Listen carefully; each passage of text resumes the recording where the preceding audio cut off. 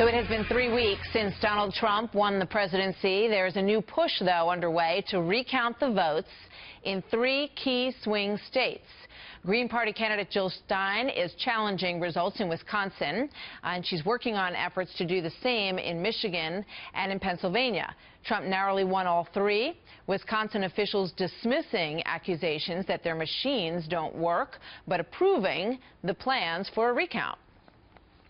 To say that we didn't count them correctly the first time, you know, that it somehow there were illegal votes being counted was really inappropriate.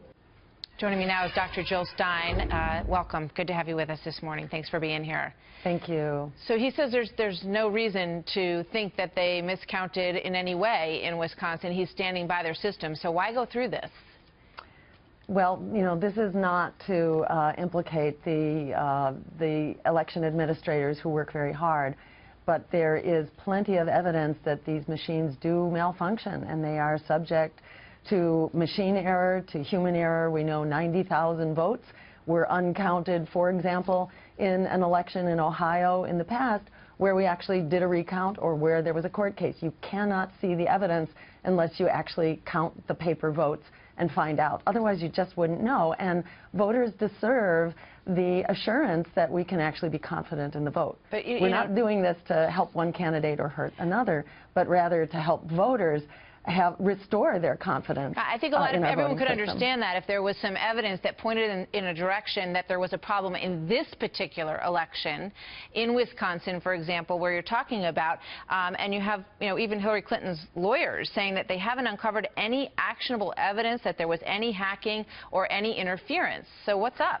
In all the cases where machine error or human error has been discovered in the past, like these 90,000 votes that were uncounted in Ohio, you don't know about it in advance. You only know about it when you go back to look. So you wouldn't expect to see the evidence beforehand. But in this, you know, in this moment where we come out of this very divisive and bitter election, where there is such widespread cynicism about government, about the economy, you know, we owe it to voters to show that we have a voting system we can be confident in, not just by recounting now, but by building in automatic I just don't know that safeguards. there's, you know, any groundswell for this to happen outside of the people that that are funding you. Here's Hillary Clinton the morning after the election. 140,000 people who came out of the woodwork to fund this over the course of 4 days on a Thanksgiving weekend, and all we did was put up a website and a press release. So there's a huge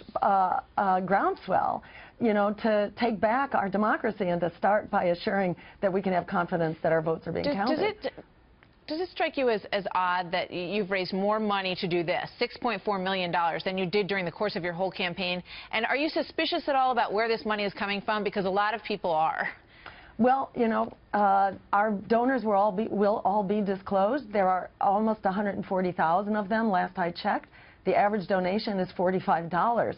So, you know, wherever these voters are coming from, these are regular people who are throwing in small donations so that we can have a government that is about us, everyday people. There's not some, like, giant funder here who's making this happen. Are you sure? Absolutely. Under campaign finance laws, we are limited to $2,700 to start with, and we have the numbers to show that 99.5% of the donors are all under $1,000, and the average donation is $45. So we will be disclosing those numbers. They have to be public record. So you're confident that those numbers aren't being bundled by perhaps someone like George Soros. There's been some speculation that perhaps he's involved in this. And, you know, frankly, people who are saying, you know, this is clearly something that has been engineered by the Clinton campaign, and they don't want to have their fingerprints all over this, and that they're sort of using you, in their words, to be the front person on this.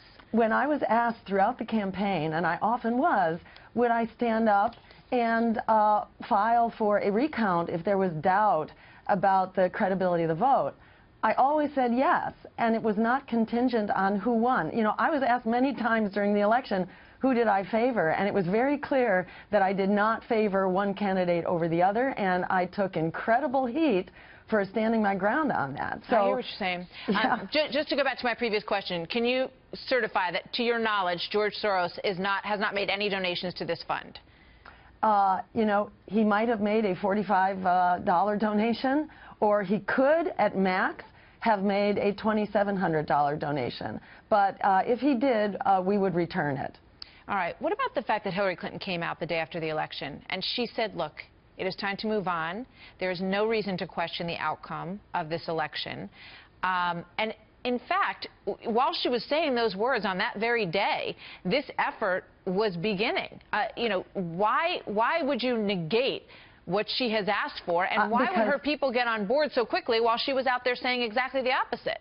Right. And I don't agree with her. I don't agree that our priority here is simply a smooth transition of power if that power is not, what shall we say, if that transition is not verified. All right, so you disagree with her. Let me ask you, would you be doing the same thing if Donald Trump did not win? Would you be trying to do this recount in these 3 states if Hillary had won them? Yes, absolutely. And if we find evidence of a systemic problem, then we will be pushing to expand this recount into other states and across the political spectrum. All right.